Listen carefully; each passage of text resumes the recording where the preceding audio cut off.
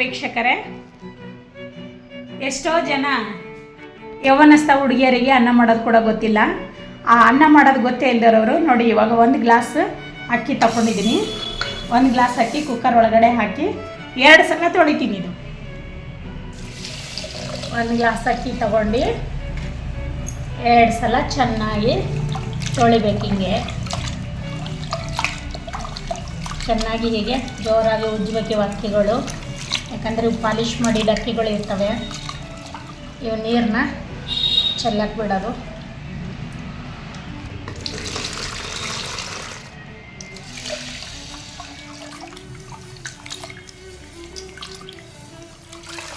ಇನ್ನೇ ತಗೊಂಡಿದ್ದೆ 1 ಗ್ಲಾಸ್ ಅಕ್ಕಿ. ಇಡೀ ಗ್ಲಾಸ್ಲಿಂದ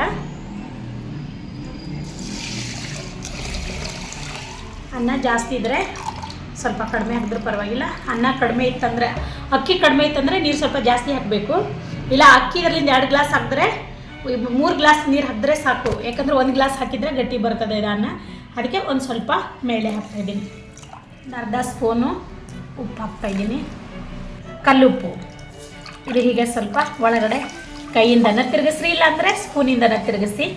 ಹೀಗೆ ತಿರುಗಿಸ್ಬಿಟ್ಟು, ಹಾಗೆ ಒಂದು ವೇಳೆ ನೀವು ಅಳದು ಹಾಕೋಕ್ಕಾಗಿಲ್ಲ ಅಂದರೆ, ಗ್ಲಾಸ್ಲಿಂದ ಅಳತೆ ಮಾಡಿ ಹಾಕಿಲ್ಲ ಅಂದರೆ, ಹೀಗೆ ಬೆರಳಿಟ್ಬಿಟ್ಟು 2 ಕಂಡು ಬರೋವರೆಗೂ ಇದು ಕುಕ್ಕರ್ ಒಳಗಡೆ ಕೈ ಚುಚ್ಚಿದ್ರೆ, ಕೆಳಗಡೆ ಕುಕ್ಕರಿಗೆ ಕೈ ಹಚ್ಚಿದ್ರೆ 2 ಇಂಚು ಇದಿರ್ತದಲ್ಲ, 2 ಇಂಚಿಗೆ ಬರಬೇಕಿದು. ಕೆಳಗಡೆ ಕೈ ಹೋಗಿ ಕುಕ್ಕರಿಗೆ ಕೈ ಹತ್ತಿಸ್ಬಿಟ್ಟು ಆಮೇಲೆ ಇಲ್ಲಿವರೆಗೂ ನೀರು ಬರಬೇಕು.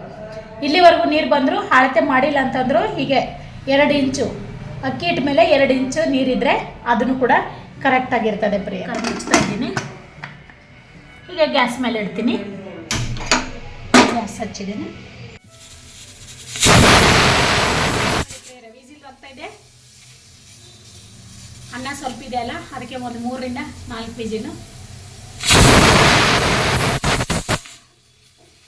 ಅಲ್ಲಿ ನೀರು ಬರ್ತಾ ಇದೆ ಅಂದರೆ ಆಫ್ ಮಾಡಬಾರ್ದು.